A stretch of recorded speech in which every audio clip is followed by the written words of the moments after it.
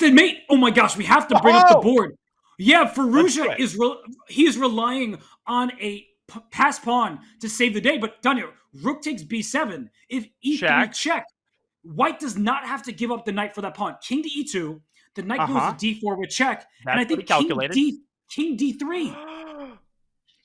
No, but it's not the end of the story. Look at this. If black plays e2, knight f6. Now, everybody, rook h7 is mate. Rook e3 check. Do I take the rook? No, well, I take the knight. Taking the rook almost still wins, but no, take the knight. I mean, the rook could give another check, a desperado on e4, just as long as white doesn't take it and keeps going. It's over. Rook h7 is mate. And black can try a desperation tactic here with knight takes b3. That's actually a genius move because here, after AB, look at this, Robert. E2, same position after king d4. Rook takes h3 wins for black because both pawns cannot be stopped at the same time. Did he find this? Is that what he was investing his time in?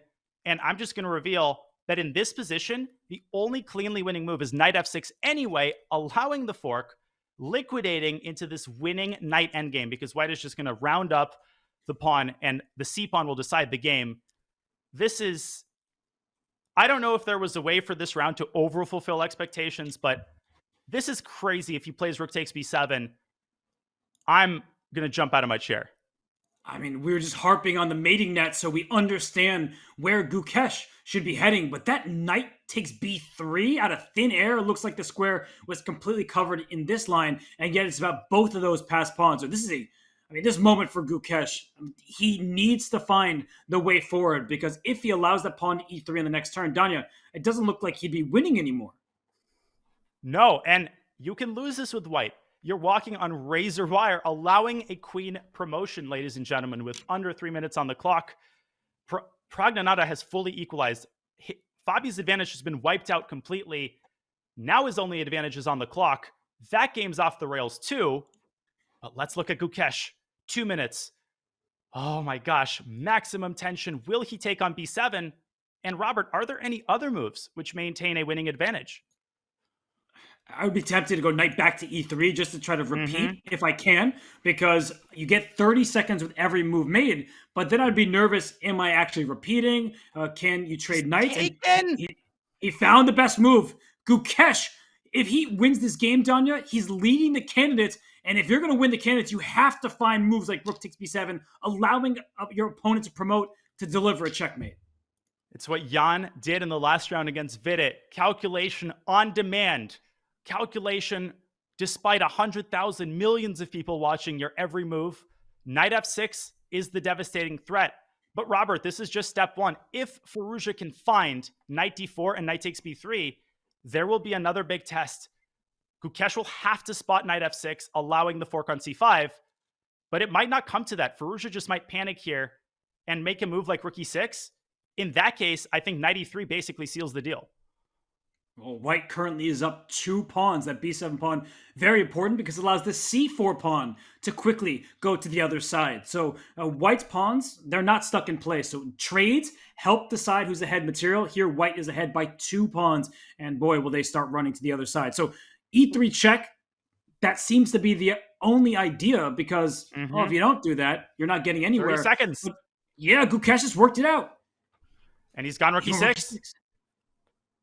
Danya, your knight e3 looks very strong, and there probably are other moves as well, but knight e3 just stops that pawn from ever pushing forward.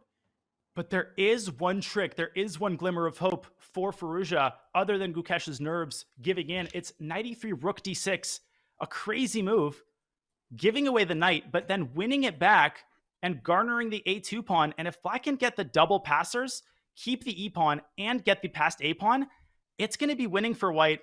But in the time scramble, it's easy to get confused. Which pawn do I stop? Do I push my passers? The best move here is rook e7, but that wasn't on my radar at all for some reason. That still allows black to play e3. Then the king can go to e2, I guess, and because the rook trade is on tap, perhaps white barely stops that pawn from getting to the other side. But that's a complicated line down. I'm with you. Rook e7 didn't come in my mind either. And that knight e3, rook d6 move, that's huge because it's not about the quantity. It's about the quality of your pawns. You'll hear me say this every single time I commentate, that rook d6 to d2 check. You trade knights in a fancy way, but the a2 pawn is loose, and then black will actually have the best pawn on the board, and white may be forced to give up material just to stop both the a and the e pawns.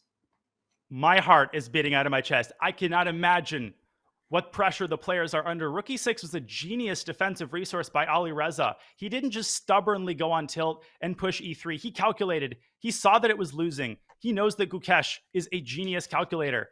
And now it's Gukesh under a minute, with the candidates potentially hanging in the balance, clear first, with a victory going into the last round. Rook e7. And he's just done it again. What a find by him. I mean, this guy he is resilient, and every single wrench that Firouzja is throwing at him, he dodges. This is just such a good find because, Danya, it seems that the pawn push, it looks scary, but it doesn't actually get you that far from the black side because the rook trade is on tap. And what also looks scary, trade on e7 and knight b4 wins the a pawn, but I think Gukesh has calculated that his c pawn promotes first by a tempo. This is incredible. Hanging on razor wire with under a minute. He trusts his calculation. He doesn't make the safe move. He makes the correct one instead. But the game goes on, Robert. It goes on. Firouzja keeps the rooks on the board. Is it now time for white to push? And will Firouzja make it difficult by dropping his knight back and hang on through the 6th rank? You know what's interesting? Is the h3 pawn really hanging? In some positions, knight f6 will freeze you, but the rook on the h file does cover the checkmating square, the idea we're talking about. If I'm Gukesh here, you can't really protect the h pawn unless you move your king to the side. I don't want any part of that. Exactly. Your arrows are telling the story. b4, c5, I don't know what move order. Push your passed pawns. b4, I think, is more accurate because if you look at the 6th rank, the b6 square is protected. He's gone with the other pawn. c5, knight d4 on the board. Firouzja, he won't let go. He won't give up. He's making it as difficult as possible. Robert, does Gukesh continue pushing, giving up this h3 pawn? I think moving his king. No. He looks like he's going to put his king on g3 or g2. G2 stays out of check's way, so I think that is the better square. And look at Firouzja. It's blitz now. I mean, they both are down to about a minute. And for Firouzja, he is trying everything that he can stir up here. Danya, what's next? Well, rook g6 check, I think, will repeat moves. So king g2 is a move to garner that extra minute by Gukesh. Just make Firouzja think for a while longer. I don't think that Gukesh is going to go to the h-file and get mated himself with knight f3. The same reciprocal idea was possible. They repeat once, and now it's time to take another plunge, to play b4. How many trials and tribulations will Gukesh have to go through to seal the deal here? Another difficult moment. He's trying to relax himself, and it was smart to gain the extra time. 30 seconds added to your clock with every move made. So a repetition, as long as it doesn't end in a draw, you are happy about. If you're Gukesh, you want more time. He knows he's winning. I like your pawn push, Danya. I think it is time. Just throw those pawns forward, give up the h3 pawn, and keep on going. But that knight on d4, the black knight is stopping both b and c pawns, so it would appear. And let's not forget about the a3 pawn. You could hallucinate, see some opportunities for black because that pawn looks scary. And the problem is you can play b4, but how do you proceed? How do you inch those pawns forward one square further? Rook b7, that looks a little bit slow. Gukesh under a minute again. There is that increment, but boy, do those 30 seconds disappear quickly. I'm keeping an eye on the other board. Robert, it's still objectively equal. Prague is under 2 minutes, but the evaluation hasn't changed. If it does, we will go back to the two-board view, but this is where the action is at. And another critical moment, 30 seconds now for Gukesh. Can he keep his composure? He needs to. All of India is rooting for him. If he converts this, he is the sole leader with 1 round to go in the candidates. But look at him. He's looking left and right. He might be having flashbacks to their earlier matchup when he lost in a time scramble. And seconds. Danya, he's got to move. He's got to find a plan. I think he should push his pawn. And he does. Oh my gosh. The fortitude, Danya. But what does he do after rook h3? This kicks the can down the road. Firouzja should grab that pawn ASAP. Keep pressuring Gukesh's time. Also tempting is getting the king out of the mating zone. King g8 and king f8 looks very slow. It looks lame, but it could make it difficult for Gukesh. But no, he takes on h3. Gukesh slides the king away, kicking the rook away. The rook has to remain on the h-file, Robert, to prevent this knight f6 idea. We're going to see rook h6. Yeah, if the rook could somehow slide away, that would be good for the activity, but the king is caught in the corner. So rook h6 makes perfect sense. And then, Danya, I think rook to b7 for white. Bring that rook over, try to push your pawn. That knight on d5, it's creating checkmating threats and stopping black's pass pawn from pushing.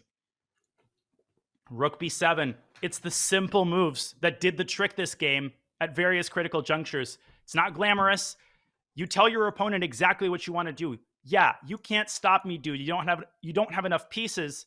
And I think Alireza sees it. He sees the roadmap to promotion. Rook b7, b5, c6. And at that point, you just close your eyes and push. And that you cannot allow if you're Alireza. Can he find any other ways to keep his defensive chances alive? He just needs to bring his rook back. I don't know where he plans to go besides h6. Rook h4, eyeing the f4 pawn, so that if the white knight ever leads, that doesn't look that good either. And of course, a rook trade will immediately result in a winning position for white. So the rook has moved. Rook b7, Danya. I think we see that Gukesh knows that he's in charge. One move after another, after another, after another. It doesn't matter. Give him 15 moves to find. He will find all of them. This was the key move. Firouzja can't stop b5. If he plays knight c6, knight e6, then he allows c6. I don't see any other tricks. Maybe put a rook on c6. But Robert, then you allow b5 and knight f6 again. We are going to say the same thing, partner, that the rook needs to stay either on the h-file or the 6th rank. Because if that knight gets into f6, the rook will have to be able to cover the h7 square. And you see, he popped the collar. He just is able to roll up them sleeves because Gukesh may find himself in clear first place heading into the final round. Danya, after he lost to Firouzja, many people wrote him off. But what Gukesh is doing here as a 17-year-old, it's almost unheard of. This is genuinely unprecedented. Maybe Magnus, the only player in history I know of who demonstrated this level of composure at this level. The game isn't over yet. The score sheets aren't signed. You need to push these pawns skillfully. b5, confidently executed. He's up to 2 minutes. He can breathe a little bit more peacefully now. Praggnanandhaa, in the meantime, Robert, he's playing on increment and he's in trouble, but that game progressing a lot more slowly. Let's watch Gukesh put the finishing touches. Which pawn does he push? I would not allow the knight to sacrifice itself for these two pawns because, Robert, it gets dangerously close there to rook and knight versus rook. It's winning, but you don't want that margin. Maybe go with the other pawn. I actually think that both moves are relatively straightforward at this stage. Gukesh has done everything right. But if the knight does sacrifice itself for those two pawns, white has enough pawns remaining, and the white king will jump into the action. So I think that c6, Firouzja might not have a choice but to sacrifice the knight. And then it's, as they say, a matter of technique. It is indeed. Gukesh, look at the professionalism. Taking his time. Deciding which pawn to push. c6 is totally winning. I agree, Robert. At this point, it's largely a matter of taste. But he's going to do it the way that he's always done it. The maturity, the poise. He needs 2 or 3 more moves before Firouzja will stop the clocks. Back to the two-board view we go because Praggnanandhaa, under 30 seconds, is collapsing. And understandably so. There was no way. Earlier in that game, we looked at it. It felt like there was no way that Praggnanandhaa would be able to survive. And Fabiano Caruana, he is getting not just a big win, a necessary win. If he draws while Gukesh wins, he can no longer get first place. So Fabiano needs this, and Gukesh is earning it, pushing the B pawn. You called it down on the right-hand side of our screen. Gukesh is finding all of the best moves, and now on the left-hand side for Fabiano, he needs to do the same because he cannot afford to let this slip. I think the players are getting new score sheets. No, it's not over, but they're getting new score sheets. They tricked us there for a second. Danya, it is looking like it's going to be over shortly, though. And I saw that white can actually get mated. Rook h2 by black in the game on the right. King e3 would walk into knight c2 mate. Firouzja, it's the mark of these super GMs. They never die. Gukesh still has to be vigilant. Still has to dodge one last threat. But rook c7, you don't have to go to e3. You can go back to f1. Maybe you can go back to e1, but it's easy to allow a perpetual there and get scared. Oh, the game continues. Under a minute again. Everyone holding their breath. Yeah, Gukesh, he is doing the right thing though, because he gains those 30 seconds every turn. We see him just make his move. He slides his rook over, clearing the path for his B pawn. That's on the right hand side of our screen. I mean, that pawn is about to approach the finish line because it's going to checkmate the black king if it does become a queen. And we see these two players, they're locked in battle. But Danya, I mean, there's not much that Firouzja can do. He can try to create that checkmate, but Gukesh will sidestep it. That's child's play for him. He wasn't born yesterday. Well, he essentially was at 17 years old. I can't believe what I'm saying, but rook h2, king g3, Robert. I think that is the sealer move. That king on g3 has the entire expanse of the king side to dodge any attempts at a perpetual. Look at Gukesh changing his seating posture. That pawn is 2 steps away from promotion. Here it is. This is the moment. I think the game is over. Oh, and you can see on Firouzja, he just gave that head shake. He understands that all of these tactics that he's relying on, they are not going to work. Yes, amazing accuracy under pressure. Gukesh, he is 17 years old, but he will be in first place in these candidates. And Firouzja doesn't even look like he wants to play another move. The way he's staring at the board, shaking his head, looking at the clock, he is now down to just 20 seconds himself. And he gives the check, Danya. It's maybe just one check, and that's it. And the statement move, that white king dodges any remaining shenanigans, and the pawn will advance to b7. I think Firouzja stops the clocks here. There is nothing left to play for, nothing left to give but a bunch of spite checks. This was a tour de force. Bearing in mind the circumstances, Gukesh will be in clear first by half a point. What a moment. There it is. And Firouzja stops the clock. The handshakes, and Gukesh officially is our leader in the candidates with 1 round to go. All of India can rejoice for this win, but there is 1 round left. He will face off against Hikaru Nakamura, what could be a matchup for the title. So Gukesh Dommaraju, the 17-year-old, he is doing unheard of things. He is a prodigy, but he doesn't want people to talk about his future prospects. He can be, with 1 more good round, the challenger to the World Championship throne. And oh my goodness, India has been waiting for this since Vishy Anand. He was dethroned by Magnus Carlsen. They cannot celebrate their youngsters enough.